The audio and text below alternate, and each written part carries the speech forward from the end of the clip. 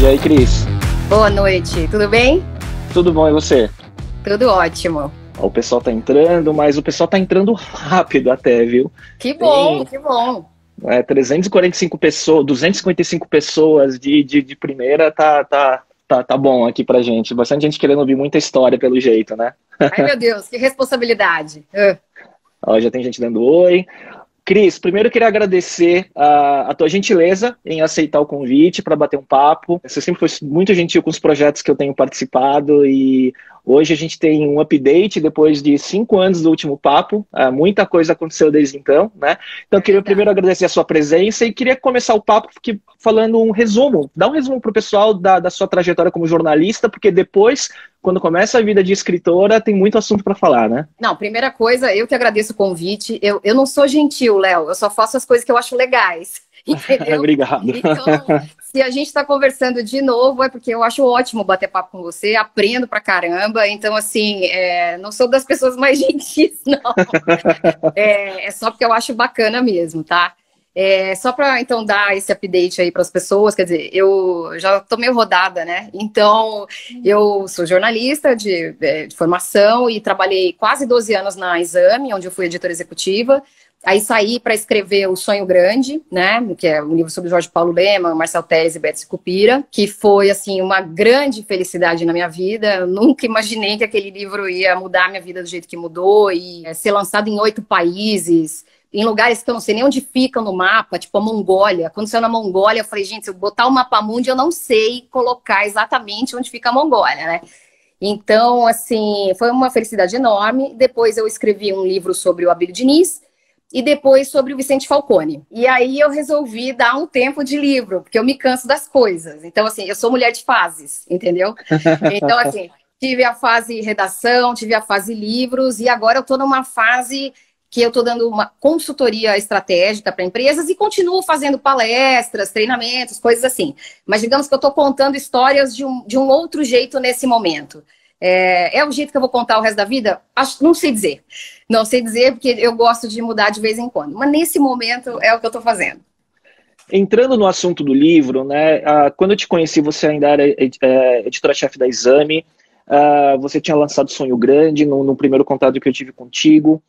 Você já falou isso, que você não esperava, né? Mas 7 anos depois do lançamento, né? 2013, o que você conta da mudança da tua vida com esse livro, né? Você esperava algum sucesso similar naquele momento? Porque uma coisa que eu coloquei na pauta aqui escrever biografia, né, de grandes empreendedores estava numa crescente, né, com Walter Isaacson lançando a biografia do Steve Jobs, né, 2 anos antes, né, e acho que você inaugurou uma nova fase dessas biografias dos grandes empresários e empreendedores, no caso do Brasil, né? O que você esperava e o que mudou de fato na tua vida nesses 7 anos? Olha, eu não esperava nada. Então é ótimo quando a barra está muito baixa, você não está esperando nada, vem uma avalanche, assim, entendeu? Porque eu não tinha uma expectativa de quantos exemplares eu queria vender, eu não tinha nada disso.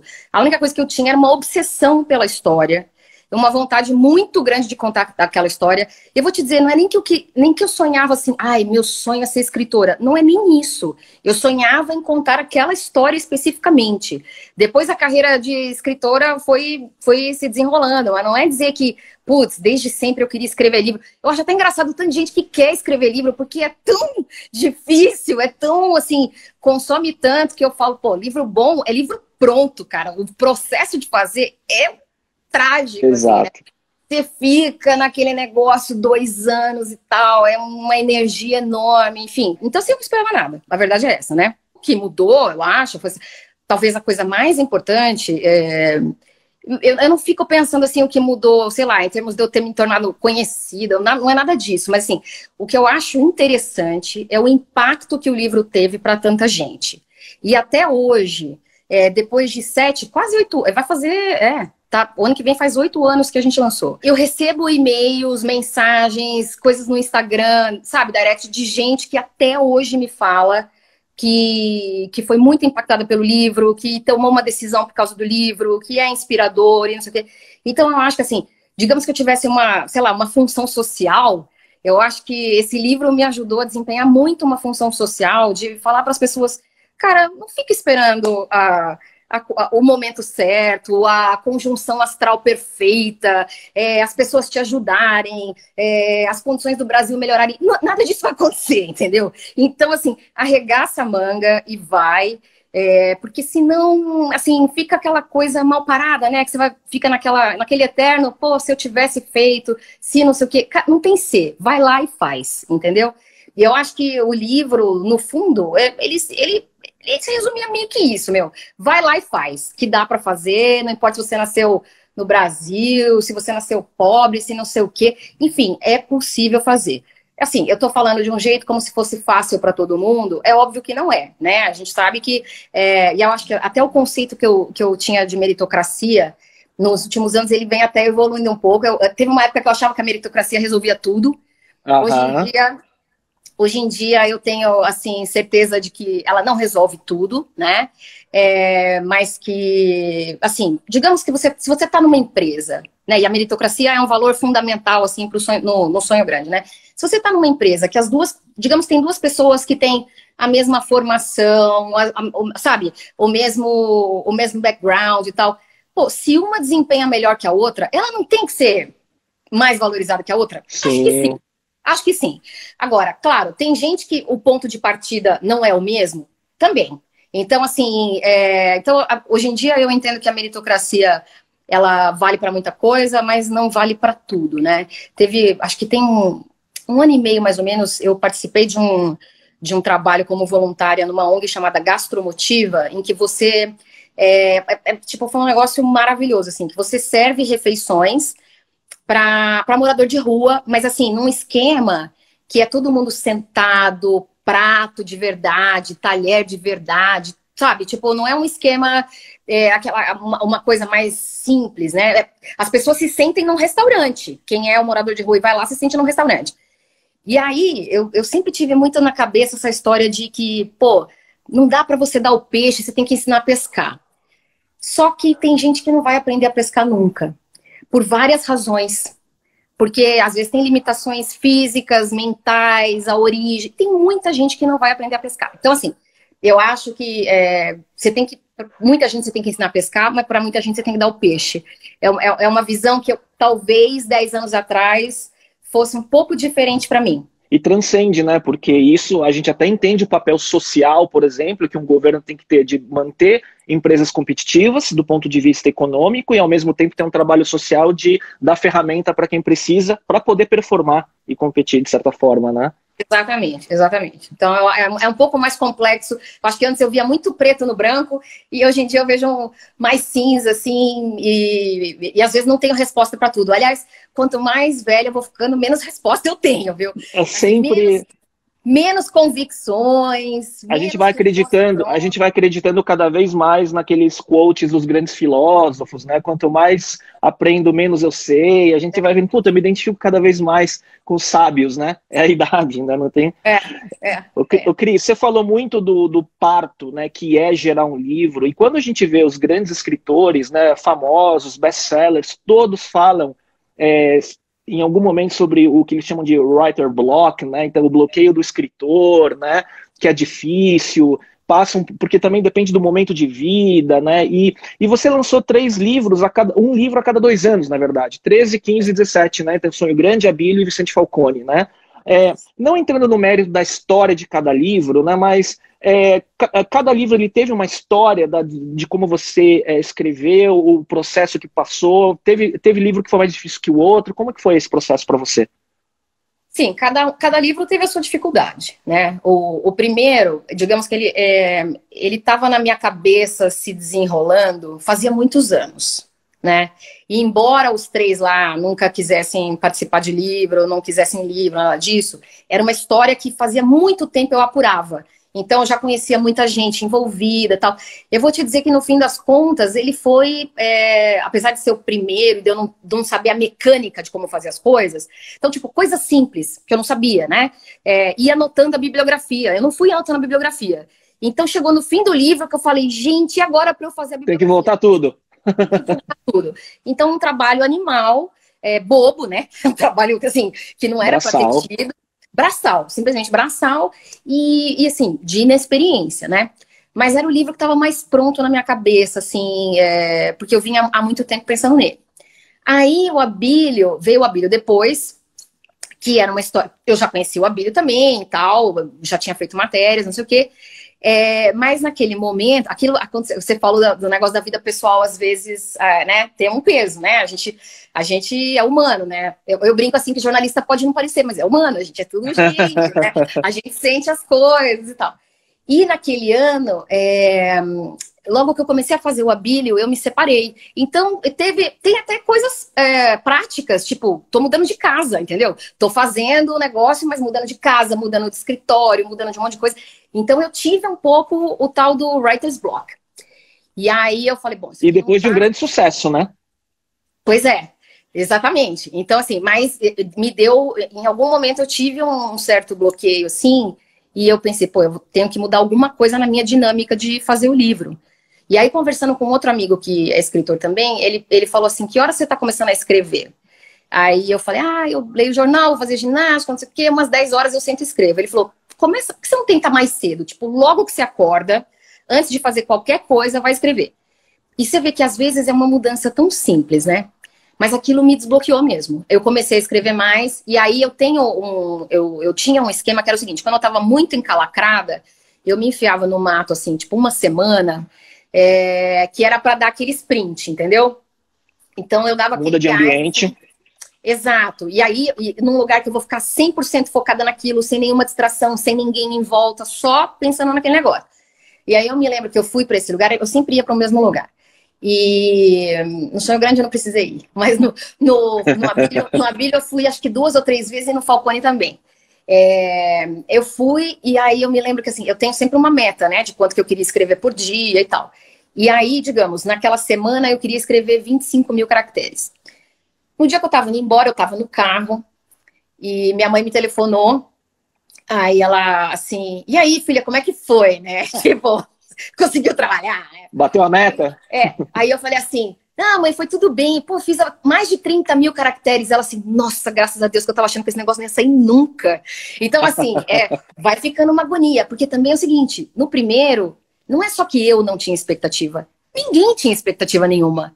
No segundo, fica todo mundo assim, pô, será que essa mulher é banda de uma música só? Entendeu? Exato, exato. Empreendedor, né? Tem isso também, a segunda empresa, se o raio vai cair no mesmo lugar. Exatamente. Ou você fala, eu tenho uma ideia de um produto, mas eu vou ter ideia de um segundo produto, de um segundo serviço. Então, assim, eu mesma me cobrava em relação a isso. E aí nessa época, aconteceu um negócio mágico. Tem uma peça que eu assisti já mais de 3 vezes, eu já assisti, que chama Alma e Moral, com uma atriz chamada Clarice Nisquier. É um monólogo em que ela faz uma avaliação da vida dela. E essa peça é um espetáculo. Essa peça, a primeira vez que eu assisti, ela pegou tanto para mim, tanto de um questionamento do que você está fazendo e tal, que foi talvez uma das coisas que mais me fizeram sair da exame e me dedicar ao que eu tinha que fazer mesmo, entendeu? De eu entender, cara, meu tempo aqui foi ótimo, mas acabou, e eu preciso fazer outra coisa. E aí o que aconteceu foi assim, eu dou muita sorte nesse negócio de encontrar gente, né? É surreal. Aí um dia eu estava num evento e essa Clarice Nisquier estava no mesmo evento. Era um evento lá na RBS, em Porto Alegre. Quando eu vi, ela estava assim na fila do almoço na minha frente. Eu falei, eu vou tietar, né? Aí falei para ela, falei assim, Clarice, assisti sua peça, foi tão boa. E ela estava naquele momento começando uma outra peça. E a Alma e Moral tinha sido assim, foi um sucesso, ficou, sei lá, uma década em cartaz, um negócio animal para peça também, né? Que é um negócio tão difícil quanto o livro. E aí eu falei para ela assim, agora você tá com essa peça nova, como é que é quando você tem um negócio que deu muito certo e você vai tentar um negócio novo, né? Aí ela falou assim, olha, eu aprendi com a Fernanda Montenegro que a gente não pode competir com a gente mesmo. E aquilo ficou na minha cabeça para sempre. Ela falou assim, olha, a Fernanda Montenegro parece que quando ela fez Central do Brasil, o trabalho que ela fez na sequência não deu a repercussão de Central do Brasil, mas o que daria a repercussão de Central do Brasil? Né? E ela falou assim, então assim, a Alma e Moral foi ótima, me deu uma visibilidade, tá não sei quantos anos de cartaz, que legal. Só que eu gostaria também de fazer outra coisa. E pode ser que essa outra coisa não seja tão gigante quanto a primeira, mas eu tenho que fazer outra coisa. Eu não posso ficar fazendo sempre aquela coisa. Então, assim, aquilo que ela me falou, assim, foi libertador para mim. Eu falei, eu vou encarar desse mesmo jeito. Vou fazer assim, então assim, eu não vou ficar preocupada, vai vender mais ou vai vender menos.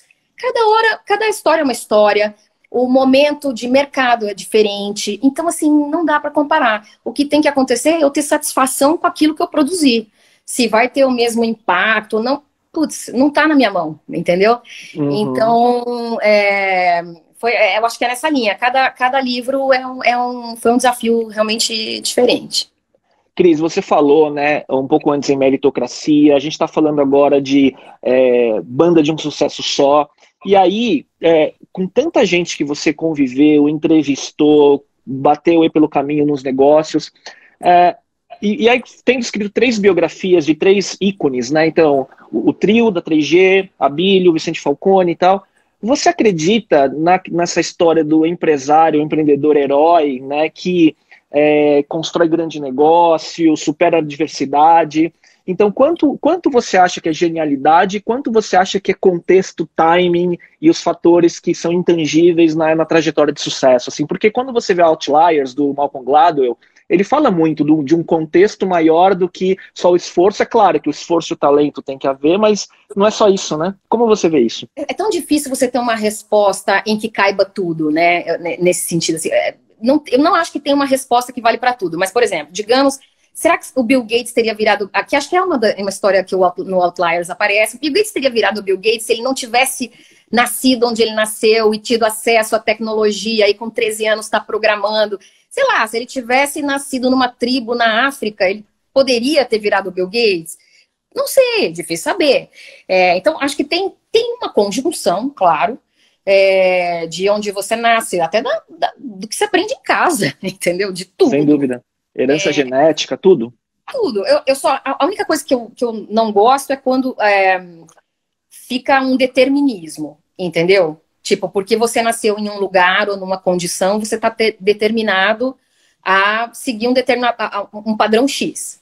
Isso eu discordo, tá? Eu acho que é possível mudar a narrativa da sua vida, que a gente, né, que você pode fazer coisas, assim, e quando eu falo isso, eu falo até por mim, assim, eu nasci na periferia de São Paulo, eu até brinco assim, olha o meu cabelo, entendeu, tipo, então, assim, eu sou da periferia, eu não estudei em escola chique, nada disso aconteceu comigo, e no entanto, mas assim, eu tinha uma coisa que velho, eu agarro qualquer coisa que passar na minha frente, entendeu? Passou aquele cavalo selado, tô pulando. E se não tá selado ainda, eu ponho a sela, dou um jeito. Eu realmente pulo naquele negócio, assim, porque eu gosto, não é nenhuma ambição, não é uma ambição de dinheiro, não é isso, porque... É realização. É de realização. A minha vaidade, ela é uma vaidade, assim, que eu brinco que é uma vaidade intelectual, de eu conseguir falar, pô, isso eu consigo fazer, entendeu? Não é de, quero ter iate, alugar uma casa numa ilha, não é, acho ostentação uma babaquice, na verdade. Sim. Mas é uma coisa de você conseguir fazer, de você ter impacto para os outros, entendeu? É muito gostoso isso do impacto, né? Teve uma vez que eu recebi um e-mail de um menino, putz, eu nem vou lembrar qual era o país, mas, cara, era um país, assim, tipo Mongólia, mas é uma coisa que eu nunca na vida tive um contato, entendeu? E ele me mandou uma mensagem dizendo que ele queria muito ler O Sonho Grande, eu não sei nem como ele soube da existência do livro, mas que ele não tinha dinheiro para comprar. E aí, claro, que eu mandei uma versão em inglês para ele. Eu falei, você lê em inglês? Não, leio. Então, beleza, mandei a versão pro cara. Aí o menino me manda uma foto com o livro, como se fosse, assim, um tesouro para ele, entendeu? Então, isso, para mim, é o melhor alimento que eu poderia ter, sabe? Mas Sonho Grande, todos os livros, mas Sonho Grande, ele tem uma mágica da forma que você escreveu, assim, eu li 3, 4 vezes, eu dei de presente para mais de 10 pessoas, ele tem um ponto que é a forma como você contou a história, que ele tem um tempero, uma mágica lá, que todo mundo sente isso quando lê, sabe? Então, aí é o talento, né? Então... Mas eu acho que juntou o fato também dos três terem essa aura do desconhecido, todo mundo O timing, né, também. O timing foi muito bom, assim, eu realmente dei muita sorte no timing. Quando o livro saiu, eles tinham acabado de virar sócios do Buffett na compra da Heinz, né? Entendeu? Então, assim, inclusive, o livro já estava na editora para ir, digamos, para a gráfica. Você coloca. Foi tipo, pare as rotativas, deixa eu completar. Então, assim, tinha uma grande expectativa, porque todo mundo queria saber dos caras, entendeu? Eles eram, sei lá, pensa qual é o grande empresário brasileiro hoje que ninguém sabe nada. Safra, talvez. É um personagem muito conhecido. Mas Sim. que ele é tão desconhecido que eu acho que para o público comum não chega muito. Mas os três lá, pelo menos por causa das empresas que eles tinham... As marcas famosas. As marcas, tal, era uma coisa que, cria uma curiosidade. Uma aura. E aí, trazendo para o momento presente, Cris, a gente fala, porque o mundo tem mudado muito rápido, né? Então você escreveu o livro em 2013, e aí a gente vive hoje um mundo de uma transformação tão rápida, até impulsionada pela pandemia, indo para um mundo cada vez mais digital, o termo que eu nem gosto de usar de transformação digital, que está tão batido, as startups, as empresas nativas digitais competindo, principalmente no canal online, construindo marca, conectando melhor com o público mais jovem, né? E aí as marcas tradicionais, algumas perdendo tração, não conseguindo se adaptar para a cultura nova. Como você vê tudo isso, assim? Essa mudança de contexto, um mundo que o capitalismo está virando... Não é que está virando outra coisa, mas os canais mudam, o contexto, a cultura muda. Qual a sua avaliação disso? Ô, Léo, outro dia, vou te contar o que aconteceu outro dia que eu peguei a minha fatura de cartão de crédito. Eu peguei a fatura de cartão de crédito e digamos que, assim, 80% dela era com despesas de empresas que não existiam há 5 anos. Ou que não existiam para mim, pelo menos no meu universo, tá? Então, sei lá, Netflix, Uber, Apple, não sei o quê. O que eu tenho de serviço digital, assim, na Rappi, Log, que mais? É coisa pra caramba. Então eu olhei e falei, cara, olha o que mudou o meu padrão de consumo. E a pandemia, obviamente, só acelerou esse negócio, que você não sai de casa, então tudo vem até você. Sei lá, 5 anos atrás, eu juro por Deus, eu me lembro claramente quando foi a primeira vez que eu ouvi falar em Uber. Foi em 2014. Em 2014 eu estava nos Estados Unidos, aí eu estava desesperada que eu precisava chegar num lugar e não tinha táxi. Aí alguém falou assim, pega Uber. Eu falei, pega o quê? E aí eu falava assim, não, mas como assim? Eu não pago? Eu não dou dinheiro pra pessoa? Entendeu? Tipo, era uma coisa que... Isso foi 2014. E, então, assim, 6 anos depois é trivial. Assim, meus pais que têm mais de 70 anos estão comprando no iFood direto, entendeu? Então, assim, mudou completamente. É claro que para as empresas tradicionais, que são um transatlântico, dezenas, centenas de milhares de funcionários, não é simples se adaptar. Então, assim, qualquer empresa tradicional, nesse momento, tá sendo desafiada. Algumas acho que vão conseguir mudar, é claro que outras não. É evidente que outras não, entendeu? Porque é realmente um mundo muito diferente. O dia que eu peguei minha fatura, eu falei, gente, olha isso. E aí, quando traz, né, essa transformação para um segmento que você conhece, que é de mídia, de jornalismo, de grandes grupos de comunicação, isso é, de certa forma, eu não vou falar devastador, mas muda tudo. Né? E a gente vê grandes grupos no Brasil, no mundo, mas no Brasil falando de Abril, de Globo, mudando, né? E aí os canais digitais permitem que cada jornalista ou cada artista seja produtor de conteúdo, se conectando direto com o seu público, né? E de novo, aí nesse segmento, como é que você vê essa transformação? Porque foi eu acho, um dilúvio, né? Assim, acho fascinante essa transformação no setor de mídia. Quando eu estava na Abril ainda, isso já começava a se manifestar, mas como é a tendência do ser humano, a gente primeiro reage reativamente. Então, a tua primeira coisa é falar assim, isso aí não é nada, não. Nega, tal. É o taxista negando que o Uber tá chegando. Isso, vamos continuar vendendo página na revista, tudo bem esse digital. Aí um dia, vem esse digital, e eu até brinco assim, gente, mas peraí, não é que esse digital um dia, sei lá, estava escondido atrás de uma porta, cheguei. Não, faz 20 anos que ele está aí, para o setor de mídia, por exemplo. Não é, né? É diferente de um setor tipo, sei lá, delivery. Realmente não existia dessa maneira. Exatamente. Agora, o negócio de mídia já faz um tempo aí que a gente está lendo notícia na internet, né? Então, é óbvio que vai mudar alguma coisa no jogo. Eu acho que tem empresas fora que, estão conseguindo fazer essa virada super bem, tipo o New York Times ou a Economist, estão conseguindo surfar depois de muito trabalho. Agora, o interessante é isso que você mencionou, de jornalistas que viram empreendedores e eles próprios, eles são a grife, o produto, o produtor de conteúdo, tudo. Então, hoje... E direto para o consumidor, né? Via canal direto. Exatamente. Então, assim, hoje em dia eu consigo, assim, de cabeça, lembrar de 3 veículos feitos por jornalistas que eu admiro, respeito e acho que fazem um bom trabalho. Para mim, assim, começou muito com o Geraldo Samor no Brasil Journal, eu acho que é um negócio... Journal, acompanho muito. É muito bom, assim, acho o trabalho do Samor impecável, sabe? Formato moderno, inclusive. Super, acho, assim, tipo, tiro muito o chapéu. Agora tem um outro veículo que chama Reset, if you like, da Vanessa Adachi, que fala sobre essa questão ESG, que teve um timing muito bom, né? Agora que essa questão ESG lá, da sigla em inglês para práticas ambientais, sociais e de governança corretas e tal, então é um site bem nichado, mas assim, muito em cima do lance. Tem uma outra jornalista que chama Natália Cuminali, que fez um portal chamado Futuro da Saúde. Estamos na era da saúde, cara. Então, assim, a pessoa cobriu saúde muitos anos em veículos de grande imprensa, sabe do que está falando. Tráfego garantido. Exatamente. Então, assim, eu acho que essa mudança abre espaço para o jornalista empreendedor, entendeu? E se você tem a opção de ficar só reclamando da vida que a redação tá difícil, ou tentar fazer alguma coisa na própria redação, que dá para fazer também, né?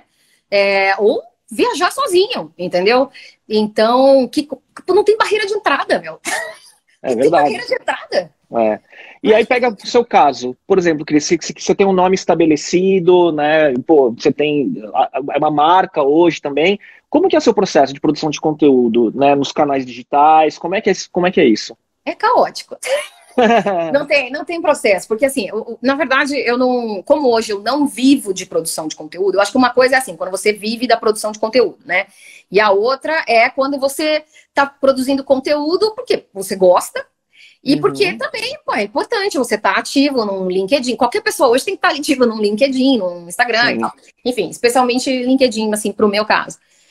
Então, eu produzo conforme eu vejo coisas legais, tem um assunto que eu lembrei, sei lá, o Buffett fez aniversário, eu conto da história que eu aprendi com o Buffett, entendeu?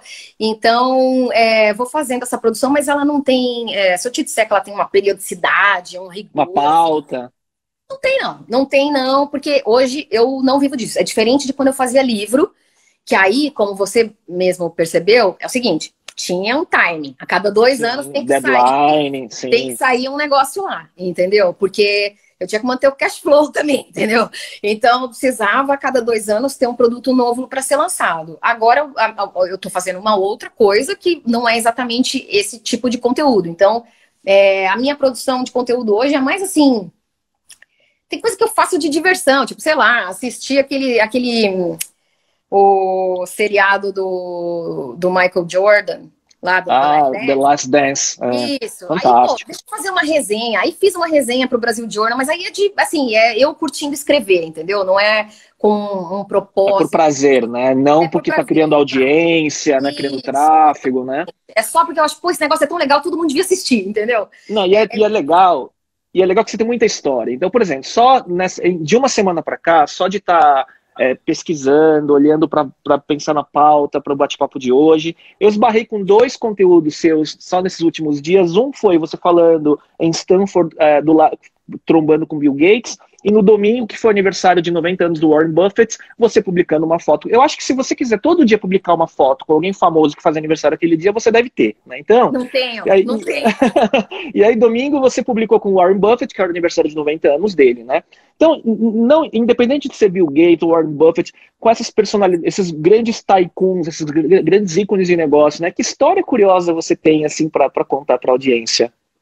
Você sabe que tem tanta história, e depois do negócio do Buffett, que foi, assim, quem não leu o post, deixa eu contar o que a gente está falando, né? O que a gente está falando é que o Buffett fez 90 anos domingo, e aí eu contei num post a história de quando eu fui entrevistá-lo, que foi para o Sonho Grande, eu, essa jeca que saiu da periferia de São Paulo, indo para lá, assim, pensando, lendo um livro acho que do Gladwell mesmo, não lembro qual foi o livro do Malcolm Gladwell, que ele contava que, pô, da história da humanidade, as pessoas mais ricas da história da humanidade. E naquela época, vivos no livro, né, só estavam o Bill Gates e o Buffett. E eu pensava assim, meu, o que eu vou falar com esse homem, meu? Não tem a menor noção, né?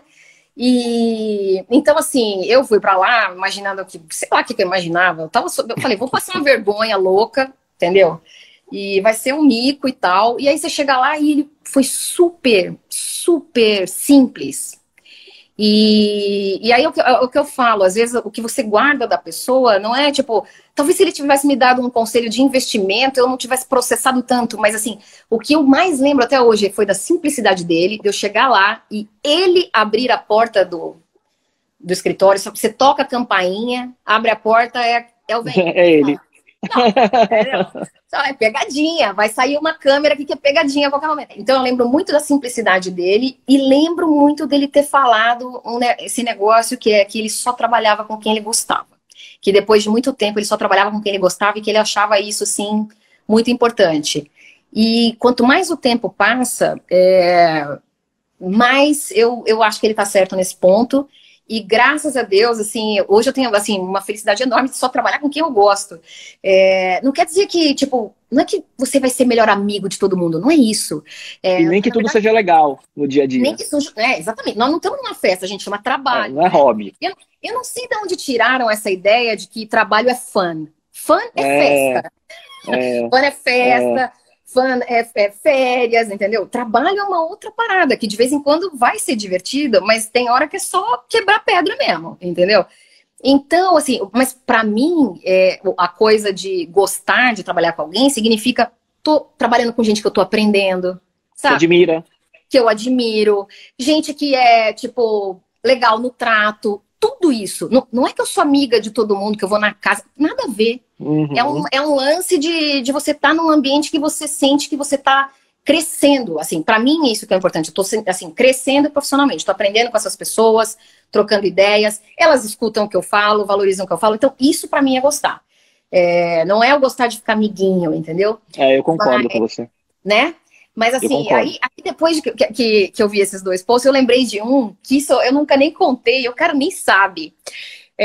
Que uma vez eu fui fazer uma caminhada naquela trilha inca de Machu Picchu, eu não sei o que eu tinha na cabeça, porque eu não sou essa pessoa da barraca, do acampamento, eu não sou isso, né?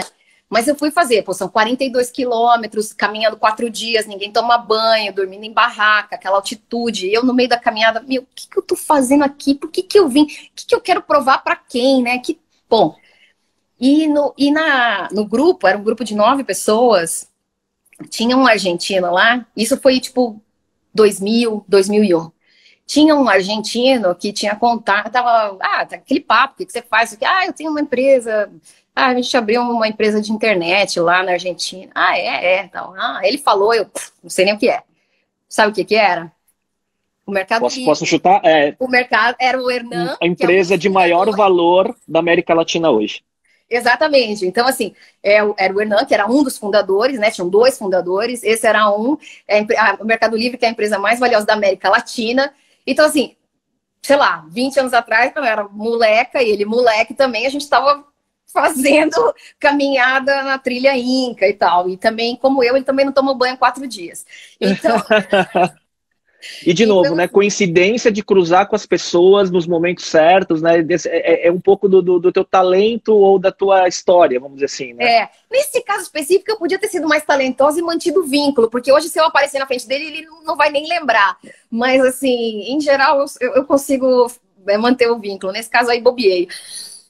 Agora, Cris, você que, de tudo isso, né, a gente estava falando de histórias curiosas, mas assim, de ter convivido com tanta gente, de grandes empresários e outras pessoas do mundo dos negócios, como Jim Collins, né, que, enfim, e aí, quando a gente vê essa questão de... Eu estava até pensando uma coisa até fora de pauta, que assim, né, você poderia ter ido por um caminho de fazer um livro tipo Napoleon Hill, né, de ter conversado já com tanta gente famosa e tentar resumir, destilar o que todo mundo tem de comum, quais são as grandes lições ou similaridades, né?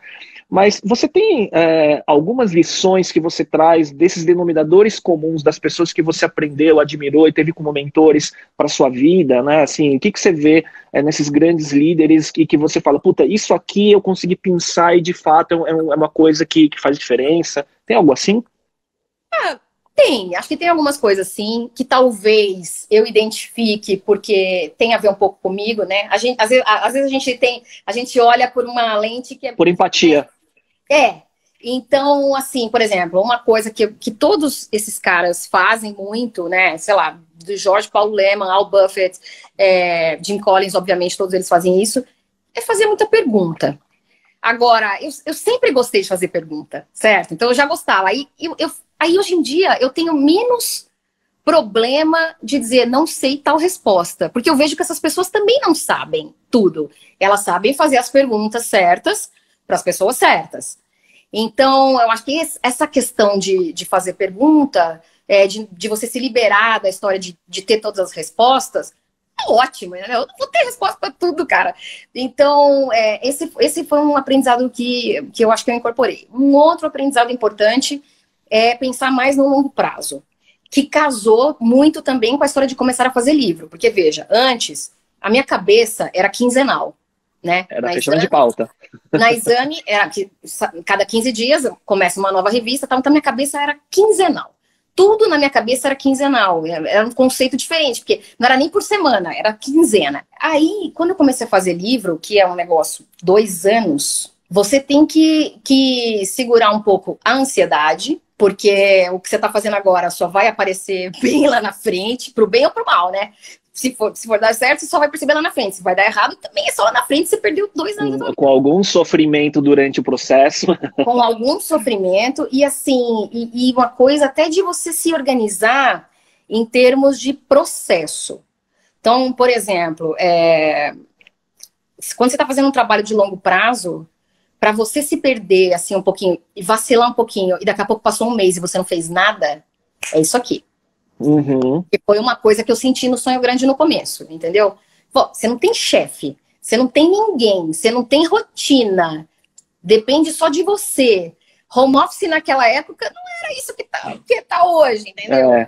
Então, quando eu me dei conta, no começo do Sonho Grande, tinha passado um mês, eu só tinha assistido Seinfeld e aberto a geladeira. Não tinha feito nada, entendeu? Aí eu falei, cara, isso aqui não vai funcionar, vamos ter que mudar esse negócio. Aí eu fui até para um escritório mesmo, saí de casa, porque eu vi que naquele momento, se eu ficasse trabalhando no esquema home office, não ia dar. Então, fui para um escritório para fazer uma rotina. Para criar rotina.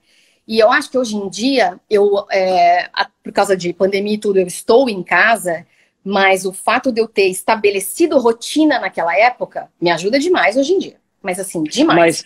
E eu acho que tem um desafio que deve ter sido progressivo, talvez piorado, no bom sentido, depois do Sonho Grande, é que deve ter chegado muito projeto para você também, muito convite para participar de outros negócios, projetos, consultorias, e que poderiam ter virado distrações e que tem que falar não, né? Ah, sim, com certeza. Tem muita gente que acha que, por exemplo, eu escrevo livro como ghostwriter, que é uma coisa que eu não faço. Meus livros são todos independentes. Mas, assim, é difícil uma semana que não me aparece alguém com uma ideia de fazer um negócio de ghostwriter. E a pessoa, mas você não pode bater só um papo comigo para me orientar? Sim, claro, se fosse uma pessoa, tudo bem, mas é que são, sei lá, 100 por ano, entendeu? Então, assim, eu não quero ser deselegante, mas também não dá, né? Ou então fazer... Aí eu comecei a botar limites. entendeu? Porque no começo você fica, tipo, tão envolvida com aquilo tudo e tal, mas tem uma hora que você tem que botar um limite. Por exemplo, eu sou palestrante, certo? Então dou palestras. Aí vem alguém e fala, pô, mas você não quer dar uma palestra assim, assado? Mas você dá, sem pagar, né? Aí eles falam assim, não, tudo bem, tal. Aí chegou uma hora, eu falei assim, ó, minha regra é o seguinte, eu dou uma palestra pro bono por ano para quem eu acho que realmente precisa. Agora, venham essas associações mantidas por empresas multinacionais pedir palestra de graça? Não, né, gente? Aí não. Aí é como diria Cacilda Becker, aquela atriz brasileira, já morreu faz tempo, assim, não me peça para dar de graça a única coisa que eu posso cobrar, entendeu? Então, assim... Mas... E deve ter muito pedido até legítimo que você tem que falar não é? Porque ou projeto legal, pedidos legítimos, claro. Mas é uma questão de priorização, né? Sim, porque senão eu não faço outra coisa, entendeu? Eu vou ficar, tipo, tenho que tocar a vida, eu tenho que continuar tocando meus projetos. Então, você é tragado por um negócio e você fica, assim, participando de um monte de coisa. Seria legal, gente, se meu dia tivesse 60 horas. Como ele não tem, eu infelizmente não posso fazer tudo, entendeu? Então, assim, live, por exemplo, assim, aberta, é a primeira que eu tô fazendo, Léo. Não é um negócio assim que tipo, não dá, porque senão fica o tempo todo. E assim, e é claro que assim, como eu sou meio CDF, não é que eu chego aqui e tipo, a gente liga a câmera e tal. Não, eu antes, faço uma colinha, entendeu? O que eu acho que é importante eu falar. Então, assim, se prepara. Tem uma preparação. Tem um tempo de preparação, porque eu não quero chegar aqui e passar vergonha na tua frente. Então, assim, a gente se prepara. E pode ter certeza que muito empreendedor, C-level de startup, se não está ao vivo, vai ver depois o gravado. Então, assim, né? Então, de fato, tem uma responsabilidade. Eu entendo a responsabilidade e o perfeccionismo que você tem. Deixa eu só fazer um parênteses. Quando você falou de um dos grandes aprendizados, isso eu achei muito interessante, é aprender a fazer cada vez perguntas melhores. O Tim Ferriss, o escritor americano, né, que tem um podcast, ele fala exatamente isso. O meu sucesso esteve condicionado a eu aprender a fazer perguntas melhores. E eu melhorei como pessoa quando eu soube fazer perguntas melhores. Isso é muito interessante, né? Pois é, mas é que eu acho que você fazer pergunta é um exercício de humildade. E eu acho que, assim, por exemplo, para mim, que sou jornalista, é natural. Mas para quem é um executivão ou empreendedorzão, às vezes a pessoa não quer fazer pergunta para não passar recibo que ela não sabe. Sim. Sendo que não é passar recibo que você não sabe. É você tirar o melhor de quem está do teu lado, entendeu? É um outro jeito de pensar. Mas para muita gente é difícil. Elas acham que assim, que você parece despreparado se você fizer pergunta. Exato. E pelo contrário, né? Uma boa pergunta bem colocada, você falou, opa, essa pessoa, né? Para elaborar essa pergunta, a quantidade de repertório e referência que a pessoa tem que ter para chegar nessa pergunta destilada dessa forma, dá para analisar dessa forma também, né? Exato. Então, assim, fazer pergunta não é você estar despreparado, eu não sei para onde eu vou, deixa eu te perguntar o que você acha. Não é isso que eu tô falando, entendeu? É fazer pergunta realmente relevante. O Lehman, todo mundo fala, assim, que já teve em reunião com ele, que ele é uma pessoa que, ele vai ficar quieto a reunião inteira. Aí ele vai fazer uma pergunta. Ou um comentário. Sniper, exatamente. Aquela coisa que fala assim, como é que a gente não pensou nisso antes? Entendeu? É isso que faz a diferença, né? Eu acho curioso, assim, as pessoas que mais me interessam são essas que fazem perguntas, são essas que trazem as outras para o jogo, são aquelas que não são apaixonadas pela própria voz, entendeu? E deixam a grama crescer do lado, sabe? Então, essas pessoas, para mim, são interessantes, assim. Você vê, quando eu fui falar com o Buffett, imagina, no fim da entrevista, ele me perguntando sobre o Brasil. E eu falava, esse homem não tem ideia. Ele tá perguntando para mim. Eu sou um mané, vou falar o quê sobre a economia brasileira? Entendeu? Mas ele tinha um interesse genuíno. Ele não tá fazendo tipo. Você acha que ele vai fazer tipo para mim? Para quê, gente? Porque de lá ele podia pegar um insight que depois ele poderia trazer para o negócio dele, inclusive, não é? Pois é. Uma coisa muito engraçada do Buffett, que eu acho que eu nunca contei. Um dia, logo depois que eu fui lá entrevistá-lo, porque eu fui lá entrevistá-lo e o negócio da Heinz só foi acontecer meses depois, né? Eu fui lá entrevistá-lo e a secretária dele, passa um tempo, a secretária dele me manda uma mensagem, assim, como é que falam, como é que se pronuncia o sobrenome do Jorge Paulo Lemann no Brasil? Aí eu gravei um áudio, imagina eu gravando Jorge Paulo Lemann. Aí eu não entendia, eu falei, mas gente, pra que é? Mas não vou perguntar, né? Mas é porque logo depois eles fizeram um negócio e ele foi dar uma entrevista e falou o nome do Jorge, o sobrenome do Jorge Paulo. Perfeito. Direitinho, entendeu? E eu acho que ela não queria, sei lá, perguntou pra mim porque a gente estava em contato, falando de outras coisas, mas assim, olha a humildade. É o cuidado do abrir a porta, que você falou, não é? É o cuidado de falar o nome da forma correta em respeito ao partner novo dele, né? Isso é fantástico, não é? Exatamente. Então... E, Cris, quem você olha hoje em 2020? Quem te traz admiração e curiosidade nos negócios no Brasil, em empresa, cultura empresarial, empreendedores? O que você tem olhado ou de forma curiosa ou estudando? Eu não tenho, na verdade, estudando pouca coisa, assim, porque, assim, pouca coisa para o meu padrão, né? Porque eu tô acostumada, quando eu tô fazendo livro, é obsessivo. Então, de forma obsessiva, eu não tenho estudado nada, né? Mas tenho acompanhado muitas histórias. Acho que tem histórias, assim, realmente transformadoras que têm um potencial de impacto imenso, tipo a da XP. Acho que é provavelmente a história com mais potencial de impacto no longo prazo e tal. Então, assim, e quando eu li o livro, quando eu li Na Raça, eu lembrei tanto do Sonho Grande, na forma que a narrativa se desdobra, porque, enfim, você fez escola. E eles realmente beberam muito na fonte, né? Então, assim, eu já tive bastante com eles lá, assim, eles beberam muito na fonte do... Não, e não na história da XP como empresa, mas a forma que o livro foi feito, inclusive. Não, eu entendi o que você falou, Mas é que talvez eu também tenha esse negócio de, sei lá, eu gosto de um estilo, entendeu? Assim, e eu vejo muito isso, e assim, neles na XP, essa coisa meio agressiva da meritocracia, do vai pra cima, do vai que dá, do vamos ver, depois a gente vê, sabe? Vamos fazendo e tal. Eu acho legal esse negócio, né? Você pensar que o Guilherme tem 40 e poucos anos, o Guilherme Benchimol, que é o fundador, tem 40 e poucos anos. Assim, Léo, eu vou te falar, eu me lembro quando eu tava na Exame ainda, sei lá, 2000 e pouco, e o Guilherme foi lá uma vez almoçar com a gente, e ele falando da história de educação financeira que vai mudar o Brasil, e eu olhava e falava, esse cara tá louco, o que ele tá achando, entendeu? Então, assim, é bem possível que tenha um monte de empreendedor neste momento vendendo ideias que a gente acha malucas hoje. Porque tá fora do nosso radar. Porque não estão no nosso radar, que a gente não consegue alcançar, entendeu? E daqui 10 anos a gente vai falar assim, puta, olha esse cara, meu. Quando eu conheci o cara, não tava dando nada, olha onde ele chegou. Eu tenho uma história engraçada com o Benchimol, que assim, um dia eu vi um novo seguidor no meu perfil do Instagram, e aí eu fui ver a ele. Aí eu mandei um direct para ele falando, pô, obrigado, te admiro e tudo mais. Aí ele responde, cara, eu cliquei sem querer, desculpa, e me desseguiu. Eu, cara, que merda. Enfim, Cris. Poxa! Não, foi sincero, né? Cris, projetos atuais, assim, o que você pode falar? Do que você está fazendo pro pessoal? Quais são os projetos que você gostaria de compartilhar? Cara, eu continuo fazendo, engraçado, nesse momento eu ando gostando muito de fazer uma comunicação, que é o que eu estou fazendo, é uma comunicação estratégica para CEOs. Então, eu estou trabalhando com alguns CEOs fazendo isso, que não, é até difícil explicar o que é, porque eu que inventei o modelo, o cara tem que ser doido para acreditar em mim e fazer, entendeu? Que é uma coisa de... Não é só a imprensa, tem uma coisa bem estratégica, bem sob medida que eu estou fazendo para algumas pessoas, né? Eu continuo dando minhas palestras e tal, e que é isso, assim, nesse momento é o que eu estou fazendo, não tô...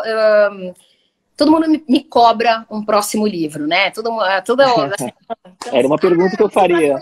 Qual o próximo? E assim, eu resolvi não me incomodar com a cobrança.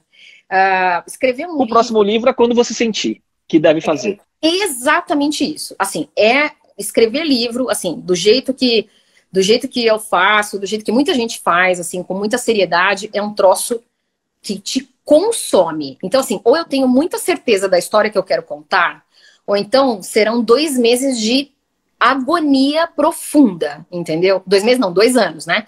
Então, assim, na hora que eu tiver, se uma hora eu falar, pô, puta, a história é essa, beleza, vamos nessa. Outro dia alguém isso não dá para planejar. Não dá pra planejar. Outro dia alguém me falou assim, por que você não escreve um livro de ficção, né? Porque eu não sei. Entendeu? Eu já tentei, eu tenho vontade, né? Também esse negócio, às vezes você tem vontade de um negócio e não consegue fazer. Então, uma vez eu falei assim, eu vou fazer um livro de ficção. Aí, beleza, tal, peguei o computador, juro. Uma semana eu fiquei, mas não saiu uma página. Era um negócio, eu não sabia para onde eu ia, eu não sabia onde eu queria chegar, eu não sabia nem o que eu queria falar, entendeu? Aí eu falei, olha, pode ser que em algum momento eu consiga fazer isso, mas não é agora, entendeu? Então, acho que eu tô chegando também numa fase da vida, eu vou fazer 50 anos no fim do ano. Cara, quero menos cobrança nas minhas costas, eu quero fazer coisa que eu achei realmente legal, sabe? O que é privilégio, né, também, né? Porque é conquistado através da história, não é? Eu acho. Isso, assim, de trabalhar com quem quer e tudo mais, né? É o maior luxo que eu posso ter. Assim, Cris, a gente... Sim. Fala. O Instagram, ele corta em 1 hora as lives, então a gente tem 7 minutos para a gente falar as perguntas rápidas aqui, de dicas, lá. Porque se for falar de história, a gente vai longe, e eu fiquei super feliz de saber que foi a primeira live que você fez nesse período, é uma honra, de verdade, tá? Dicas, Cris, um hábito ou rotina que te ajuda? Olha, eu tô cada vez mais uma mulher de hábitos. Às vezes até um pouco chato isso, mas assim, realmente eu não acredito na coisa solta, tá? Então, uma coisa que eu faço bastante é caminhar. Tem muita gente que, né, tem muita empresária, não sei o quê, tem gente que tá meditando, não sei o que, pra mim é um negócio que Steve Jobs fazia isso, né? Steve Jobs caminhava, tem várias histórias dele caminhando e como ele vai conversando com as pessoas e tal. Eu, assim... Benchimol corre.